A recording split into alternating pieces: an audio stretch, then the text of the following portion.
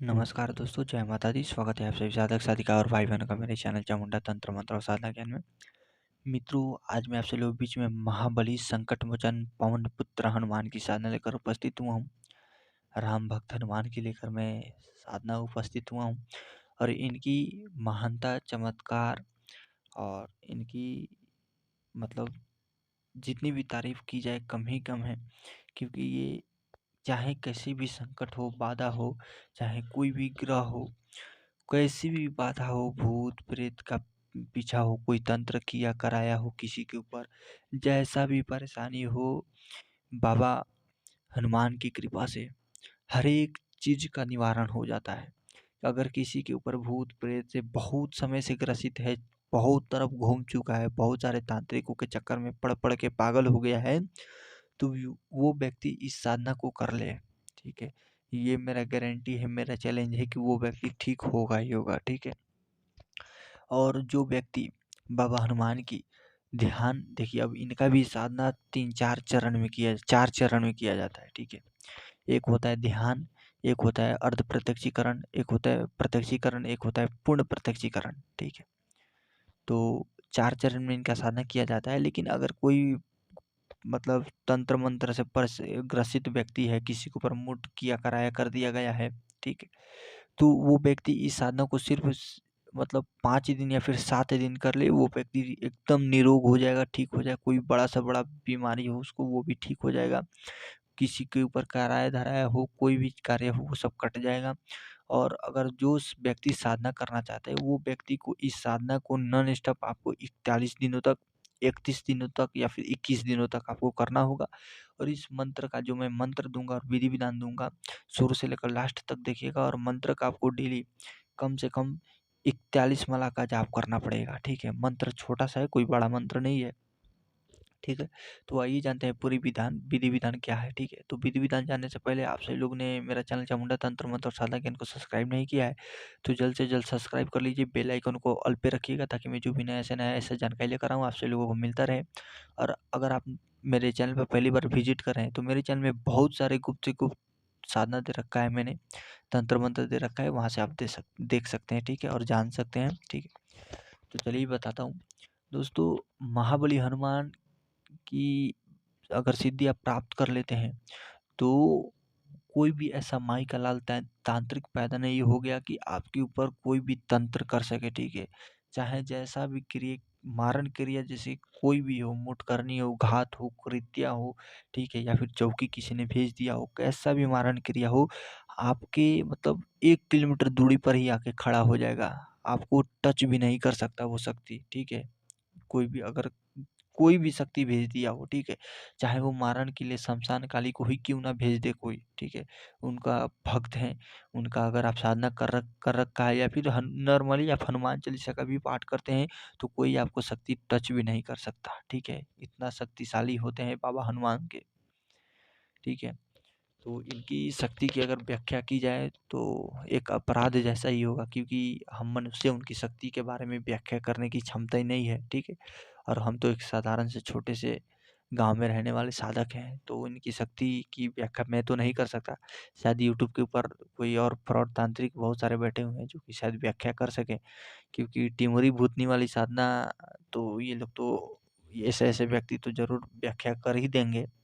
बहुत ही जानकार ये व्यक्ति हैं। ठीक है, 10,000 रुपया लेंगे, वो सीधे करा देंगे। ठीक है, टिमरी भूतनी आप करते रहिएगा, और अब टिमरी भूतनी से कुछ होने जाने वाला नहीं है। ठीक है, इनका सिर्फ एक बोलता हूँ कि व्यापार बना लिया है इन लोगों ने। ठीक है, आता जाता कुछ नहीं है।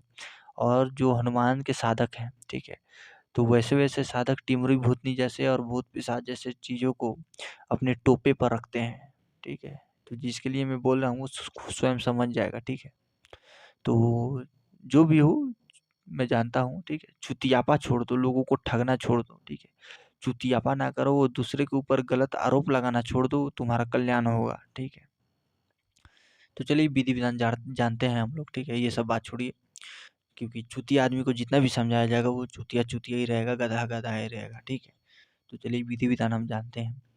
तो सबसे पहले आपको करना क्या होगा, इस साधना को आपको किसी भी मंगलवार के दिन से स्टार्ट करना होगा, ठीक है। और मंगलवार के दिन से अगर पूर्ण तरीके से प्रत्यक्षीकरण और सिद्धि चाहते हैं तो इस साधना को 41 दिनों तक करना होगा, ठीक है। या फिर आप 31 दिनों तक भी कर सकते हैं और 21 दिनों तक भी कर सकते हैं। लेकिन अगर आपको क्या कराया है तो आप इस साधना को 7 दिन कर लेंगे तो जैसा भी चीज़ है बाबा हनुमान जी की कृपा भी आपको प्राप्त हो जाएगी और जैसा भी किया कराया है सब कट जाएगा, ठीक है। तो सबसे पहले मैं सामग्री बता दे रहा हूँ आपको क्या क्या लेना होगा, ठीक है। तो सबसे चाहिए जो पीला वाला सिंदूर होता है, पीला सिंदूर चाहिए, थोड़ा सा सरसों का तेल चाहिए, 5 लड्डू चाहिए, 5 लौंग चाहिए, एक बंगला पान का पत्ता चाहिए, ठीक है। और इलायची चाहिए, सुपारी चाहिए, कुशा का आसन चाहिए, ठीक है। लाल लंगोट चाहिए, ठीक है। और आपका भी वस्त्र लाल ही रहेगा। माला आपको इसमें रुद्राक्ष की चाहिए, ठीक है। और अगरबत्ती चाहिए आपको, सुगंधित वाली अगरबत्ती आपके पास होना चाहिए, ठीक है। और उसके बाद आपको क्या करना होगा कि इस साधना में आपको ब्रह्मचार्य की पूर्ण तरीके से पालना करना होगा, ठीक है। और बाबा के लिए, हनुमान जी महाराज के लिए पंचोपचार के पूजन के लिए आपको थोड़ा सा अच्छा वाला फूल चाहिए, पुष्प चाहिए, ठीक है। और दीपक तो मैंने बोल ही दिया, अगरबत्ती मैंने बोल ही दिए। अपना बगल में क्या करिए, एक गोबर के कंडा जो होता है उपले के ऊपर थोड़ा सा गूगल और लोहबान की धुनी अपने बगल में प्रज्वलित कर लीजिएगा, ठीक है। और दीपक का प्रज्वलित घी से या सरसों का जो तेल होता है उससे भी प्रज्वलित कर सकते हैं, ठीक है। और थोड़ा सा चाहिए आपको गाय गाय का जो शुद्ध दूध होता है वो 1 गिलास चाहिए, ठीक है। और शुद्ध गंगा जल से आपको या फिर जो शुद्ध पानी हो उससे वो भी चाहिए आपको, ठीक है। तो आपको करना क्या है, सबसे पहले आप बाबा हनुमान को क्या करिए कि पहले गाय के दूध से स्नान कराइए उनको, ठीक है। स्नान कराने के बाद आप उनको फिर से साफ जल से स्नान कराइए। स्नान करने के बाद आप क्या करिए, जो आप सिंदूर लेके गए हैं तो उस सिंदूर को आप तेल में घोंस लीजिए, ठीक है। जब उसको पेस्ट जैसा बन जाएगा तो क्या करना है आपको, बाबा हनुमान के चरणों में चढ़ा दीजिए, ठीक है। और हो सके तो उनके शरीरों में भी लेप दीजिएगा, ठीक है। लेप देने के बाद, और इस साधना को आपको करना कहाँ है ये मैं बता दूं, किसी हनुमान मंदिर में करना है या फिर आप अगर घर पे कर रहे हैं तो घर पे भी कर सकते हैं। लेकिन आपका जो साधना कक्ष है वो शांत हो, एकांत होना चाहिए, ठीक है। तो जब सिंदूर आप लेप देंगे शरीर में पूरे, या फिर आपको उनके चरणों में थोड़ा सा लगाकर नीचे रख दीजिएगा, ठीक है, वैसा भी हो जाएगा। उसके बाद आपको क्या करना है, बाबा के सामने आपको 5 लड्डू रखने हैं, ठीक है। और 5 लौंग अपने हाथ में रखने हैं, ठीक है। और प्रत्येक लौंग पर 7 बार जो मैं मंत्र दूंगा, जैसे कि एक लौंग आपने लिया और 7 बार मंत्र पढ़ के एक लड्डू में आपको गाड़ देने हैं, ठीक है, हिला देने हैं। और फिर से दूसरा लौंग लेना है, वैसे ही मंत्र पढ़ना है, 7 बार अभिमंत्रित लौंग को करना है और दूसरे लड्डू में गाड़ देना है, वैसे ही पांचों लड्डू में आपको गाड़ देने हैं, ठीक है। ये करने के बाद बाबा को सब, उसके बाद आप दीपक सरसों का तेल का या फिर घी का प्रज्वलित करिए, ठीक है। अगरबत्ती जलाइए। बाबा के बगल में, अपने बगल में क्या करिए कि गोबर के कंडे के ऊपर लोहबान और गूगल की धुनी जलाइए। और बाबा के क्या करिए, आप पंचोपचार पूजन करिए, थोड़ा सा सुगंधित वाला पुष्प आप जरूर प्रयोग करिएगा, ठीक है। हो सके तो गुलाब का पुष्प प्रयोग करिएगा।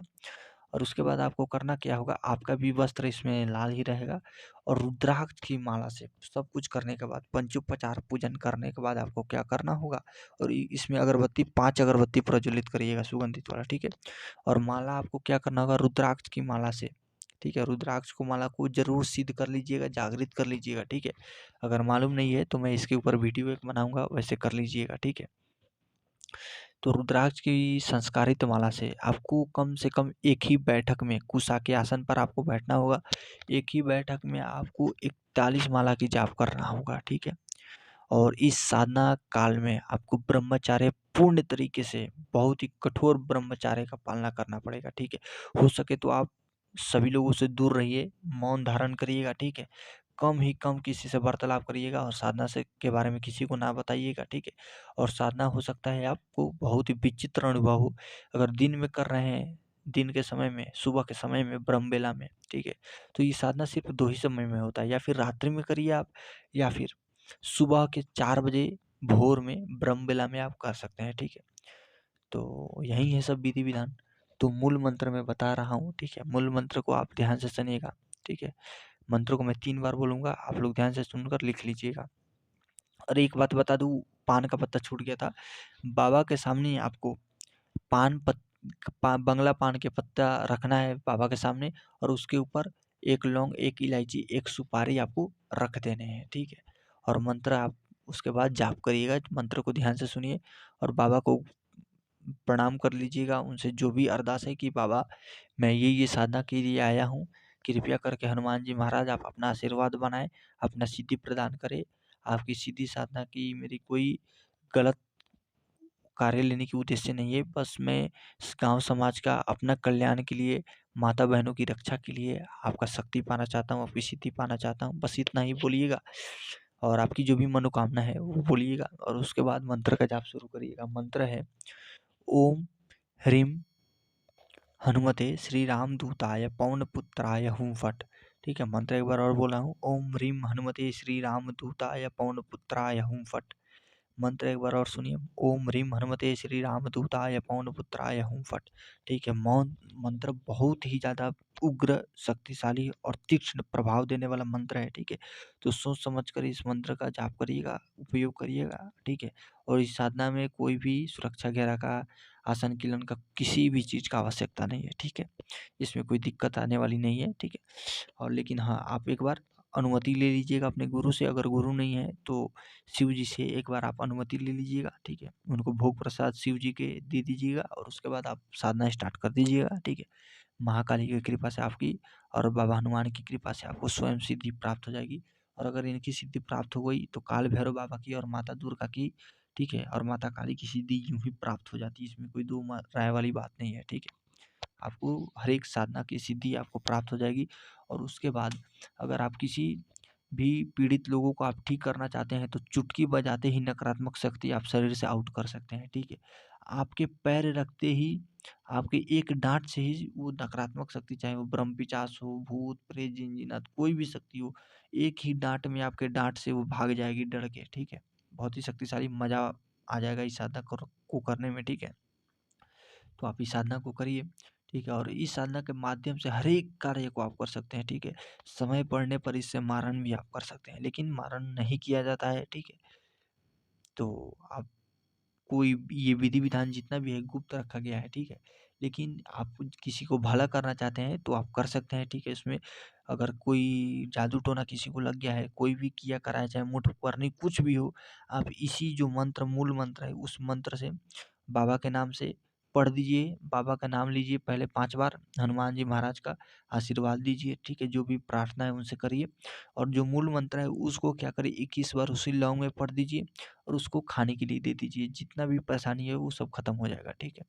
तो यही था आज के लिए, ठीक है? अच्छा लगा हो तो वीडियो को लाइक करिएगा। जय माता दी, जय भैरव।